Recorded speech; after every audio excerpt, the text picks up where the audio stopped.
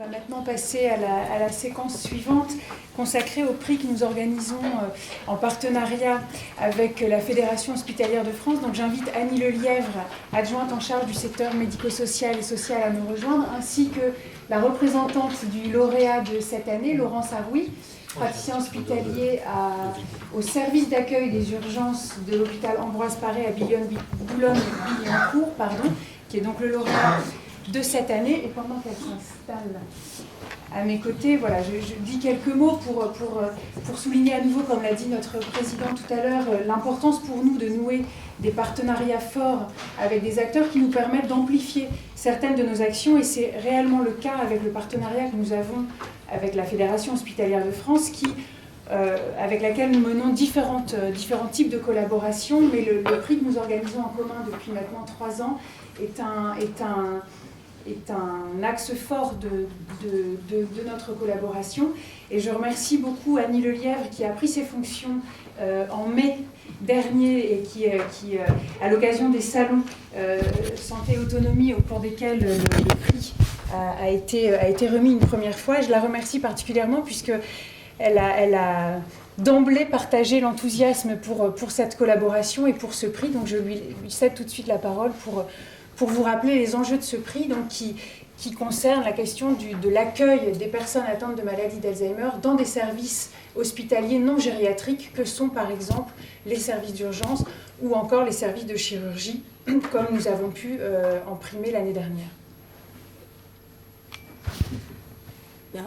Tout d'abord, merci. Et puis, en effet, comme vous le soulignez, depuis 3 ans, la Fédération hospitalière de France s'associe à la Fondation Médéric Alzheimer pour distinguer les initiatives exemplaires. Il en existe un certain nombre, mais qui répondent en particulier aux critères d'améliorer l'accueil des personnes âgées atteintes de troubles cognitifs dans les services d'hospitalisation et les services d'urgence, donc dans les services d'hospitalisation non gériatriques.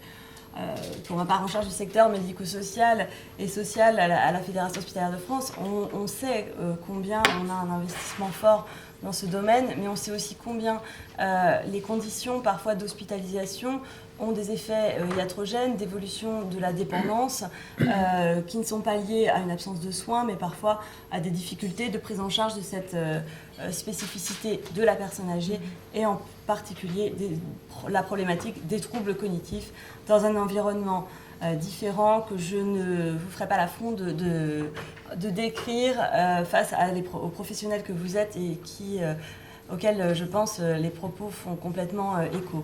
Je pense que le plus important est vraiment de laisser, comme on a su le faire ce matin, la parole aux expériences qui parlent d'elles-mêmes et qui ont, en tout cas, nous c'est ce que l'on souhaite le plus vivement, vocation à la fois de mettre en avant ces expériences, mais comme ça a été aussi souligné tout à l'heure, d'avoir vocation à se propager, à être diffusé et pourquoi pas être reproduit, puisque c'est l'idée d'une contamination, cette fois positive, que l'on souhaite.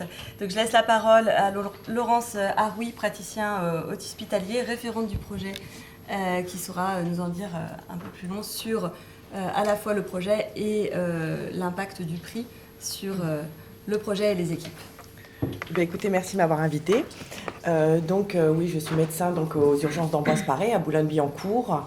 Donc, comme vous le savez, nous sommes face à une augmentation de la démographie des personnes âgées. Donc forcément, aux urgences, nous avons plus de personnes âgées. Ces personnes âgées sont souvent hospitalisées et présentent malheureusement une perte d'autonomie liée uniquement à l'hospitalisation et non pas à la maladie uniquement. Donc le simple fait d'être hospitalisé, de se retrouver à l'hôpital dans un univers inconnu, sur un brancard, est un facteur aggravant de leur pathologie pour ces personnes âgées. Donc nous avons mis en place dans le service un algorithme de prise en charge de ces personnes âgées de plus de 85 ans, des personnes âgées fragiles. Et cet algorithme a été tout simplement affiché dans le service, expliqué aux seniors du service.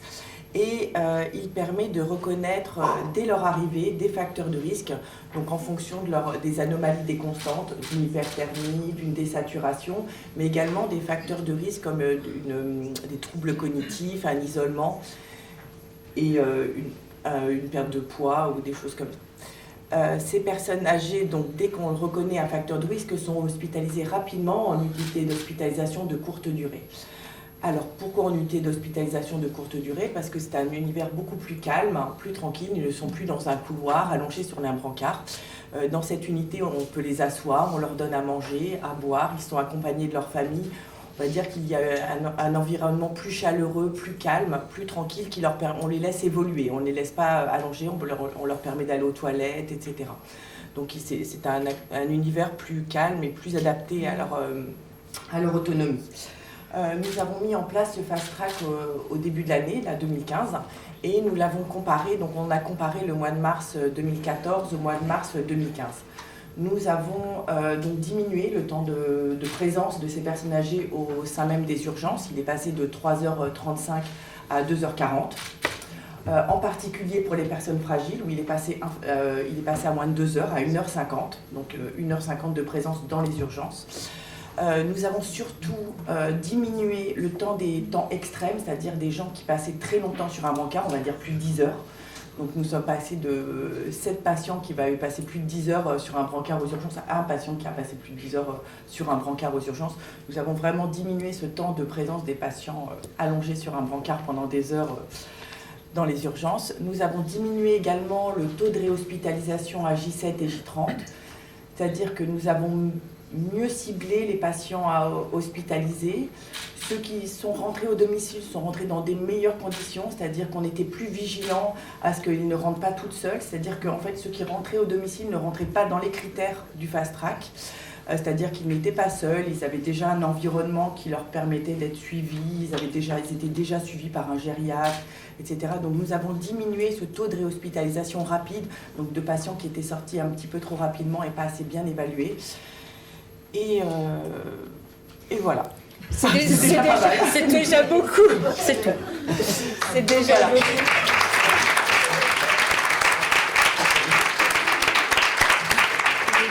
Oui, je voulais dire donc ce prix nous a permis bien sûr d'apporter une amélioration au niveau surtout de l'hospitalisation de courte durée.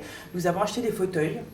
Tout simplement parce que nous n'avions pas de fauteuil pour les asseoir, donc forcément, les lever, ça nécessitait de les asseoir. Donc d'acheter des fauteuils, maintenant les patients, au bout de 2 heures, peuvent être assis, bien sûr, sans aucune contre-indication médicale. On ne va pas asseoir un col du fémur ou un accident vasculaire cérébral.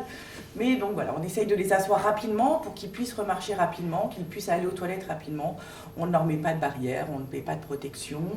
On leur propose des collations, on propose des formations au personnel paramédical, l'accès à des congrès, à des formations pour un peu permettre de faire évoluer cette culture gériatrique, que tout le monde soit sensibilisé, et je crois que ça marche. Je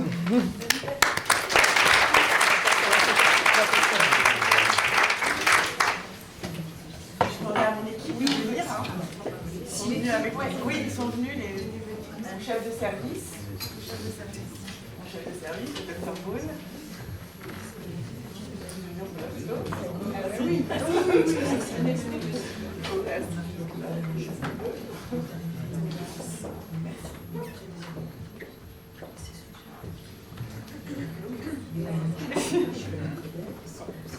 C'est un travail d'équipe.